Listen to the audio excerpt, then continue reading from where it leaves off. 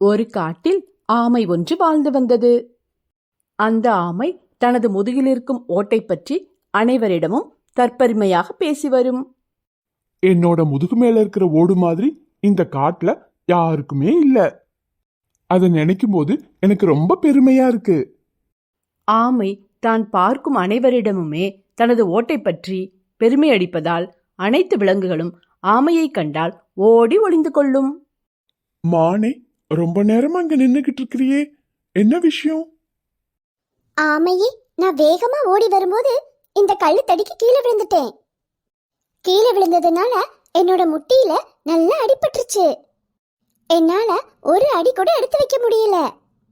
மானே, கவலைப்படாத, நான் போய் மருத்துவரான யானைய கூட்டிட்டு வரேன். அவரு பச்சில மருந்து வச்சு உன்னோட முட்டிய சரி பண்ணிடுவாரு. ஆமையே, நீ சொல்றது சரிதான். மானே, நான் உடனே யானை கிட்ட போய் நீ கீழே விழுந்த விஷயத்த சொல்லி கூட்டிட்டு வரேன். ஆமை யானையை அழைத்து வர வேக வேகமாக சென்றது. ஆமை சென்ற கொஞ்ச நேரத்திலேயே ஒரு முயல் குட்டி அங்கு வந்தது. மானே, உன்னோட காலுக்கு என்ன ஆச்சு? முயல் குட்டியே, நான் கல்லு தடிக்கு கீழே விழுந்து என்னோட முட்டி காயமாயிருச்சு. அதனால என்னால நடக்க முடியல. கவலைப்படாத மானே, உடனே போய் யானையை கூட்டிட்டு வரேன். அவர் வந்து உன்னோட காலுக்கு மருந்து போட்டாருன்னா சீக்கிரம் சரியாயிடும். முயல் குட்டியே, என்னோட நண்பனான ஆமை யானையை கூட்டிட்டு வர போயிருக்கு. என்ன, ஆமை போயிருக்கா? அது என்னைக்கு நடந்து போய் யானையை கூட்டிட்டு வர்றது? அந்த ஆமை ரொம்ப மெதுவா நடக்குமே. அது வரைக்கும் நீ எப்படி வழி தாங்குவ?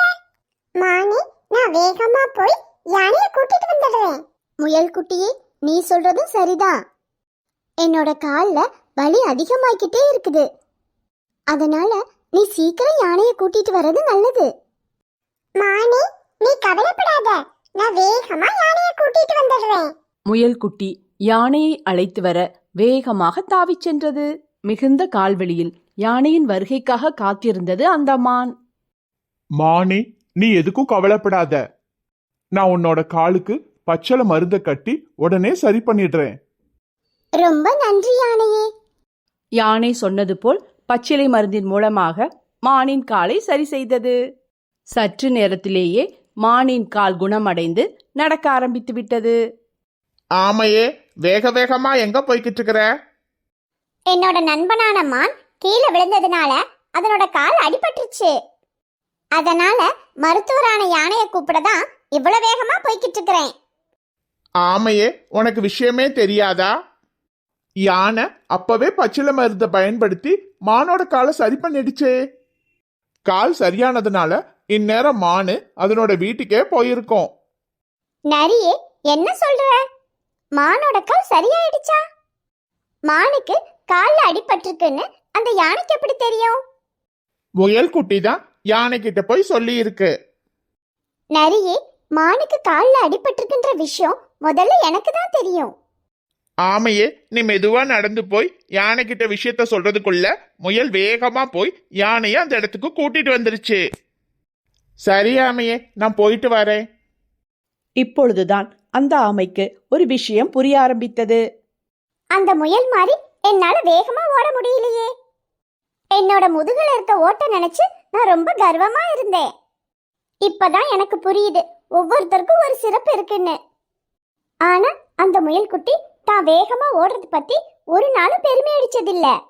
அன்றிலிருந்து அந்த ஆமை தனது முதுகில் இருக்கும் ஓட்டை பற்றி யாரிடமுமே பெருமை அடிப்பதில்லை. குட்டி, அம்மா வெளியே போறேன், நீ எங்கேயும் போகாம இங்கேயே விளையாண்டுட்டு இருக்கணும். அம்மா, நான் என் ஃப்ரெண்ட்ஸோட போய் விளையாடட்டுமா? சரி குட்டி, பத்திரமா விளையாடணும். ஏன்னா நரியெல்லாம் இந்த பக்கம் வந்து போகும். ஜாக்கிரதையா இருக்கணும். தூரத்துல ஒரு முள்ளுக்காடு இருக்கு, அங்க மட்டும் போய் விளையாடாதீங்க. அந்த முள்ளு குத்துச்சுன்னா கால் பயங்கரமா வலிக்கும். சரிங்கம்மா, நாங்க அங்க எல்லாம் போக மாட்டோம். முயல் வெளியே சென்ற சற்று நேரத்தில் நரி ஒன்று அங்கு வந்தது. அட, அழகான முயல் குட்டி ஒண்ணு இங்க நிக்குதே. எனக்கு இருக்க பசிக்கு இன்னைக்கு நல்ல வேட்டை தான் போல இருக்கு. முயல் குட்டியே, இங்க என்ன பண்ணிக்கிட்டு இருக்கிற? நரியை கண்ட முயல் குட்டி அதிர்ச்சி அடைந்தது. ஐயோ, இந்த நரிக்கிட்ட மாட்டிக்கிட்டோமே, எப்படி தப்பிக்க போறோம்? திடீரென்று அந்த முயல்குட்டிக்கு ஒரு யோசனை வந்தது.